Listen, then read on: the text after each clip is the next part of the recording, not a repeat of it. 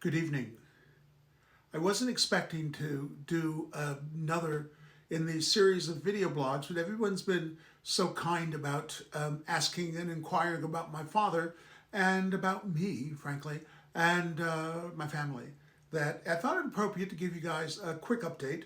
My father has now, as of a week or so ago, has been removed from St. John's Hospital in Tulsa and is now in a extended care facility in his hometown of Tahlequah.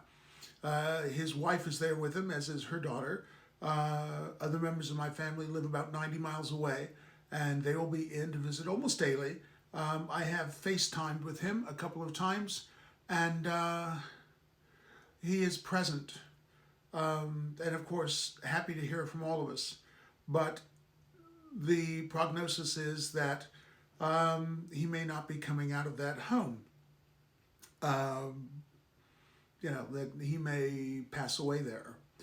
So, as I've said before, there is a Cherokee way of looking at these things, which is everyone stays with you no matter what. You are in the past, you are in the present, you're in the future. But that doesn't mean that these transitions will be easy or something to be shrugged off lightly. And that's been a thought that's been in my head for the last couple of days, for various and sundry reasons, as other friends of mine go through travail of their own, and we all just continue to try to be aware of each other.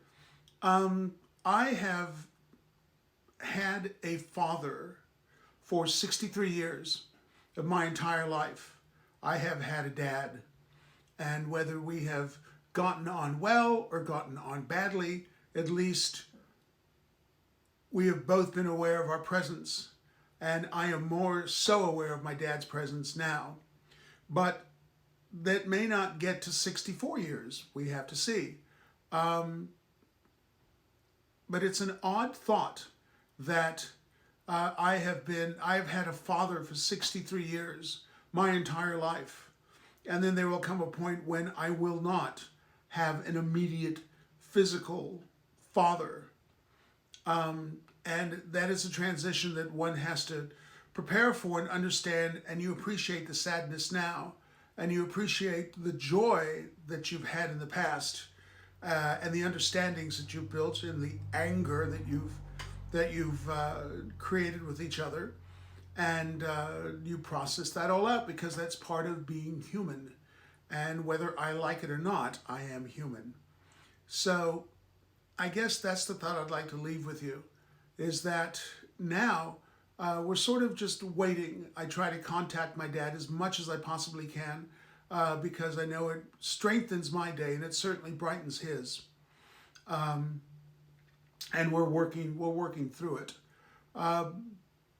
But it's that understanding that transition will come, and that, as I've said before, all will be well, and all will be well, and all manner of thing will be well, to quote Dame Julian. But it is not an easy thing to look forward to, and as I told a young colleague of mine today, it's the fact, what makes the thing so painful is or the anticipation of everything so painful, is what you have shared together. The more you share, the more painful that change is, but it also gives you the wherewithal to be able to see beyond that change into where you're going to experience them next. So it's an interesting thought. So I'm going to leave with that. My dad is stable, and himself, he still keeps trying to get his hands on his harmonica.